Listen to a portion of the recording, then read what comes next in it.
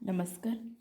आपण dissolution of partnership firm या पाठातील 8वा प्रॉब्लेम बघत आहोत. प्रॉब्लेम असा आहे, Sitaram, Gangaram and Rajaram are partners sharing profits and losses in the ratio of 4:2:3. On 1st April 2019, they agreed to dissolve the partnership.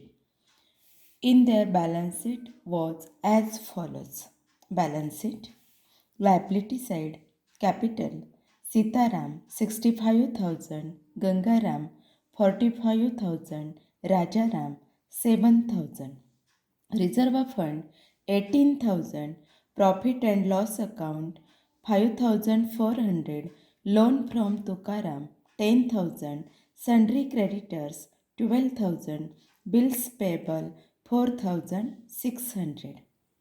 Asset side. Building 55,000. Machinery 25,000.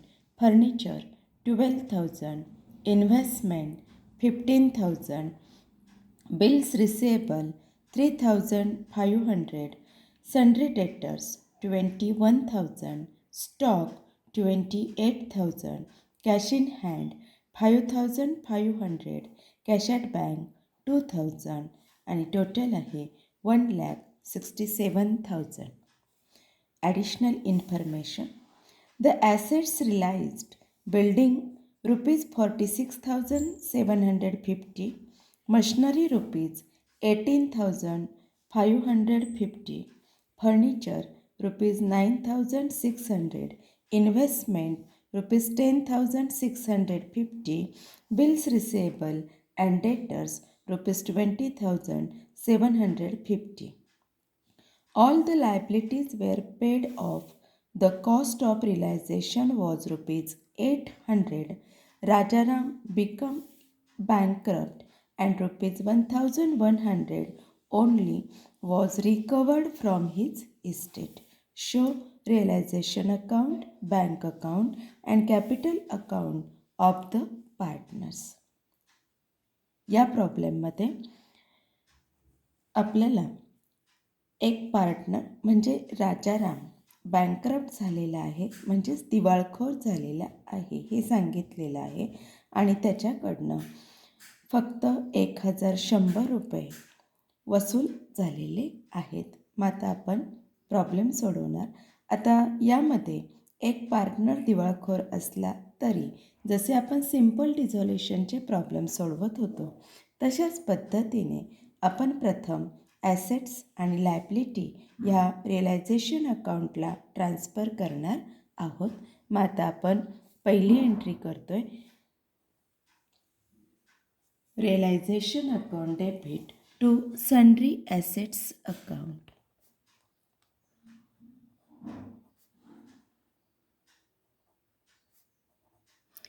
आणि मग ह्या ज्या ॲसेट्स आहेत सर्व त्या आपण ट्रान्सफर करणार आहोत, त्या मांडणार आहोत.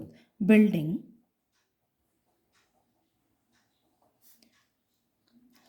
इनरला 55,000. मशिनरी 25,000. फर्निचर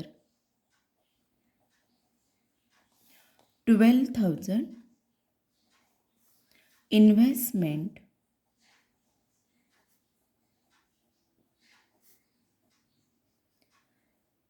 15,000.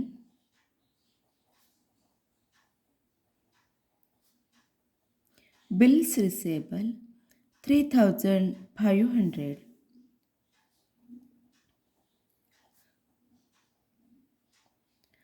Sundry debtors 21,000 आणि स्टॉक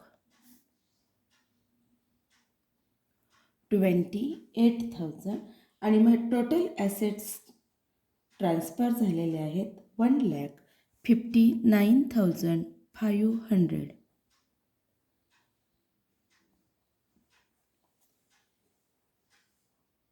मग आता आपण ॲसेट्स ट्रान्सफर केलेले आहेत. त्यानंतर कॅश इन हँड आहे 5,500 आणि कॅश ॲट बँक आहे 2,000. मग कॅश ॲट बँक जे आहेत त्याचा आपण बॅलन्स मांडणार. To balance brought down rupees 2,000 आणि जो कॅश इन हँड आहे टू कॅश अकाउंट रुपीज 5,500. त्यानंतर आपण लायबिलिटी साईड बघूया. लायबिलिटी कॅपिटल दिलेले आहेत. कॅपिटल बॅलन्सेस आपण मांडणार आहोत. By balance brought down Sitaram 65,000, Gangaram 45,000 आणि राजाराम 7,000. त्यानंतर जे रिझर्व्ह फंड आहे ते रिझर्व्ह फंड आपण पार्टनर्सला डिस्ट्रीब्यूट करणार आहोत त्यांच्या प्रॉफिट शेअरिंग रेशोनुसार. प्रॉफिट शेअरिंग रेशो आहे 4:2:3. म्हणजे 4 आणि 2 6 आणि 3 9. 9ला जर 18ने आपण भाग दिला तर त्याचं उत्तर येतं 2,000. म्हणजेच सीतारामला मिळणार आहेत 8,000 आणि गंगारामला मिळणार आहेत 4,000 आणि राजारामला मिळणार आहेत 6,000. मग आता bye reserve fund account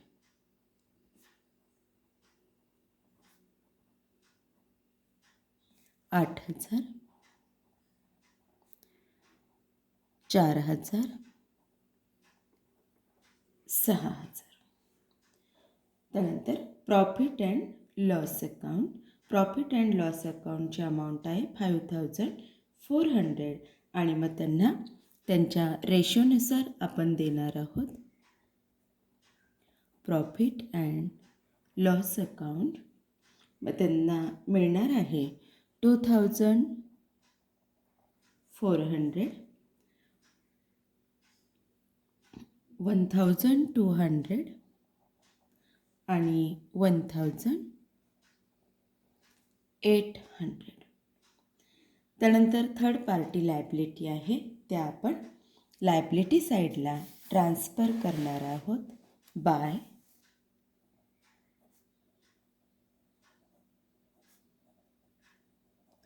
sundry liability account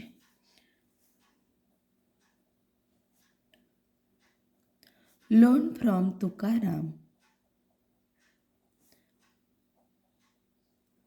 10,000, sundry creditors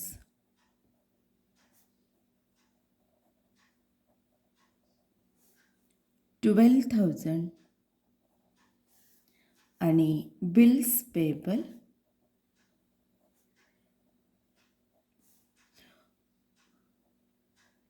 4,600.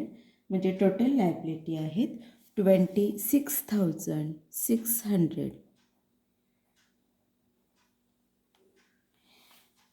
अशा पद्धतीने आपण ॲसेट्स आणि लायबिलिटी ट्रान्सफर केल्या. आता आपण ॲडिशनल इन्फॉर्मेशन बघूया. The assets realised building, machinery, furniture, investment, bills receivable and debtors. Realise केल्या म्हणजेच ह्या सेल केलेल्या आहेत ॲसेट्स आणि मग त्याची अमाऊंट मिळते. मग bank account debit to realisation account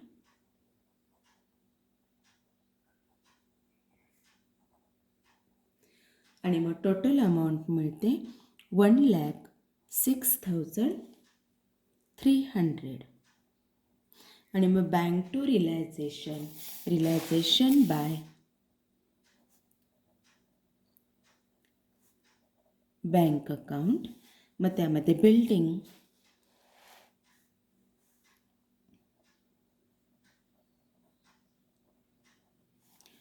46,750, machinery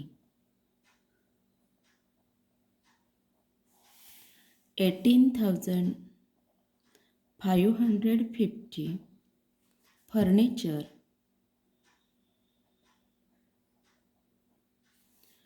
₹9,600 investment, ₹10,650 आणि बिल्स रिसेबल अँड डेटर्स 20,750 आणि मग टोटल ॲसेट्स रिलाइज्ड झालेले आहेत 1,06,300. पुढे all the liabilities were paid off आणि सगळ्या लायबिलिटी ह्या पेड केलेल्या आहेत. मग त्याची एंट्री होते realisation account debit to bank account.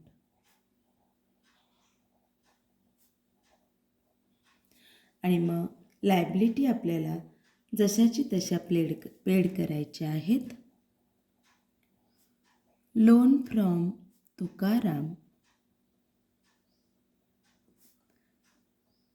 10,000, sundry creditors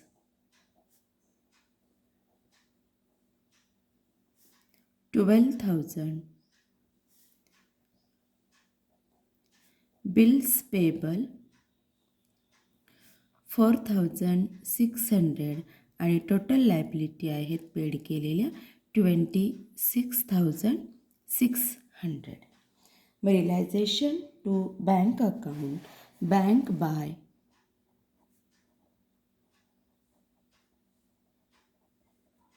realisation account 26,600. Next, the cost of realization was ₹800. मग रिलायझेशन एक्सपेन्सेस पेड केलेला आहे. त्याची एंट्री होते realisation account debit to bank account. Expenses 800. मग realisation to bank bank by realisation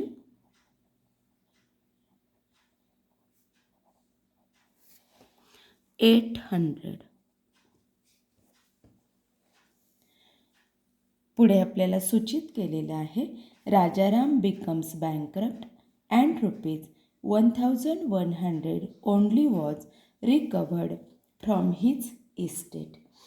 मग ₹1100 राजारामकडनं recover झालेले आहे आणि तो बँकरप्ट म्हणजेच दिवाळखोर झालेला आहे.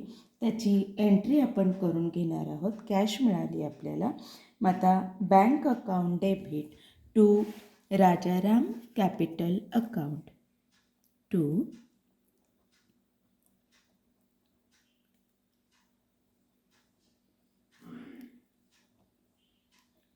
Capital account 1,100. मग bank to Rajaram capital by bank account 1,100. मग आता आपण इथे एक पार्टनर जरी दिवाळखोर असला तरी नेहमीप्रमाणे आपण रिअलायझेशन अकाउंट क्लोज करणार आहोत.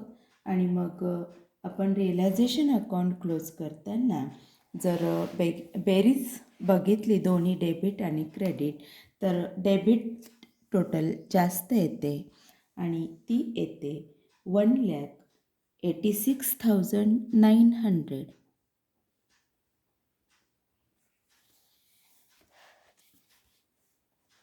$1,86,900 म्हणजेच इथे डेबिट बॅलन्स येतो आणि डेबिट बॅलन्स असल्यामुळे तो लॉस आहे. बाय पार्टनर्स कॅपिटल अकाउंट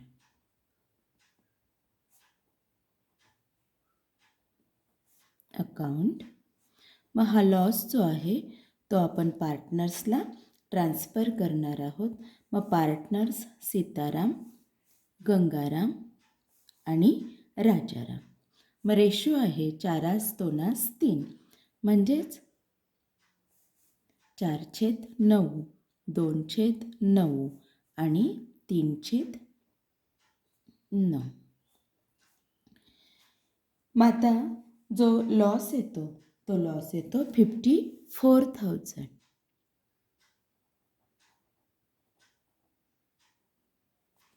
मग आता ह्या 9ने जर 54ला भाग दिला आपण तर 9×5=45, 9×7=54. म्हणजेच मग 24,000 सीतारामला, गंगारामला 18,000 गंगारामला मिळणार आहेत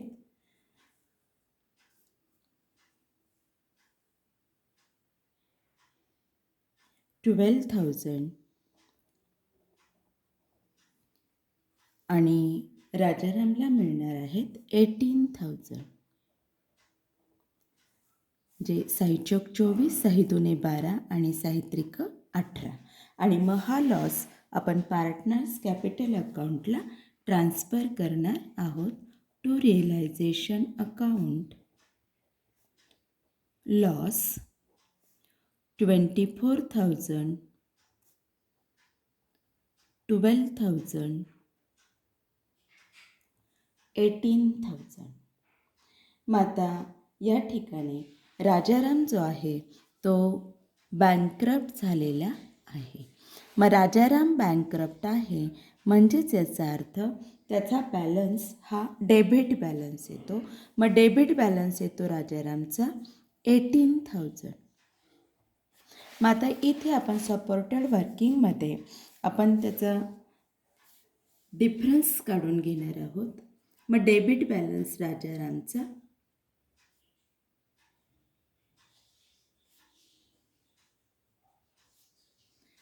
डेबिट बॅलन्स आहे 18,000. मग त्याच्यातून आपण जर क्रेडिट बॅलन्स वजा केला, क्रेडिट बॅलन्स येतो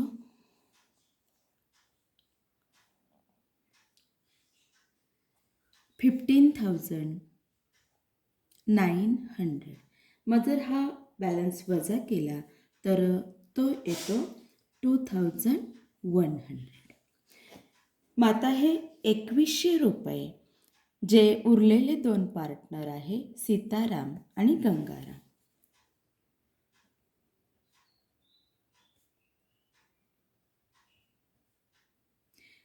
हे जे 2,100 रुपये आहे ते पेड करणार आहेत आणि ते पेड करणार आहेत त्यांच्या रेशोनुसार.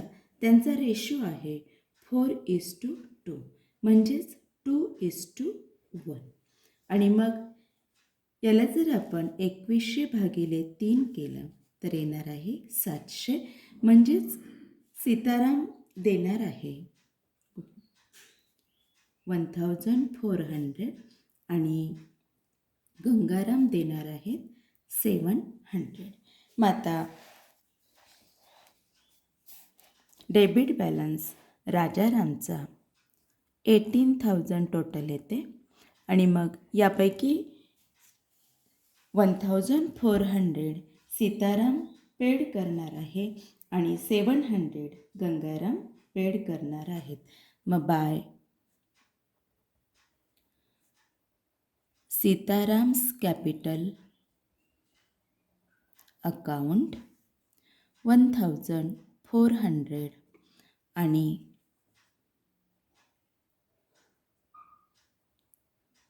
Gangaram's capital account 700.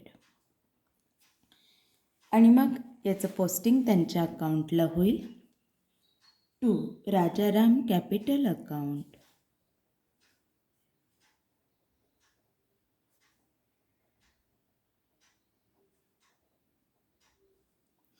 1,400 आणि 700. आणि मग नंतर आपण सीताराम आणि गंगाराम यांचे अकाउंट क्लोज करणार आहोत. त्यांचे क्रेडिट बॅलन्सेस येतात सीतारामची टोटल होते 75,400 आणि गंगारामची टोटल होते 50,200.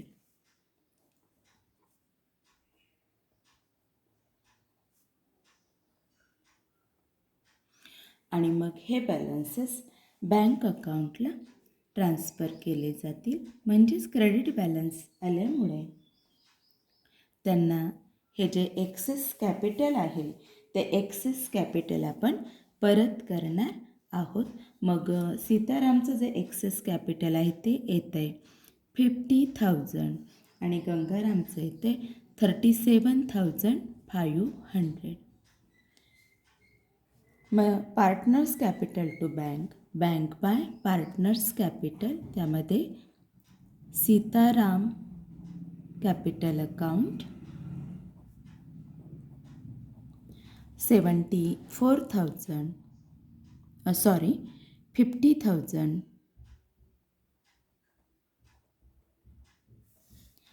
आणि गंगाराम्स कॅपिटल अकाउंट 37,500. आणि मग आपण बँक अकाउंट क्लोज करणे.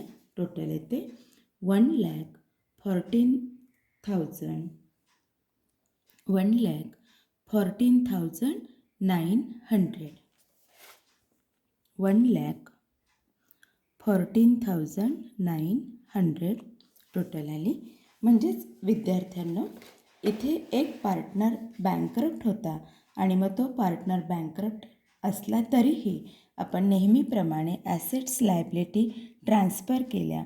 ज्या ॲसेट्स रिलाइज्ड केलेल्या होत्या त्या ॲसेट्स रिलाइजची एंट्री केली. त्यानंतर लायबिलिटी आपण पेड केल्या. लायबिलिटी पेड केल्यानंतर रिलायझेशन एक्सपेन्सेस पेड केले आणि आपण प्रॉफिट लॉस काढला. लॉस मिळाला 54,000. तो पार्टनर्स कॅपिटलला ट्रान्सफर केला आणि प्रथम जो पार्टनर बँकरप्ट आहे त्याचं अकाउंट आपण क्लोज केलं. बँकरप्ट म्हणजे तो पैसे देऊ शकत नाही आणि मग त्याचा जो डिफरन्स आहे 2,100 रुपयाचा तो उरलेले जे पार्टनर आहे त्यांनी दिलेला आहे. आणि मग पार्टनर्स कॅपिटल क्लोज करून जे 2 पार्टनर आहे सीताराम आणि गंगाराम यांचे आपण जे एक्सेस कॅपिटल आहे ते एक्सेस कॅपिटल आपण ट्रान्सफर केलेलं आहे बँक अकाउंटला आणि प्रॉब्लेम टॅली झालेला आहे. अशा पद्धतीने आपण हा दिवाळखोर पार्टनर असला तरी प्रॉब्लेम सोडवलेला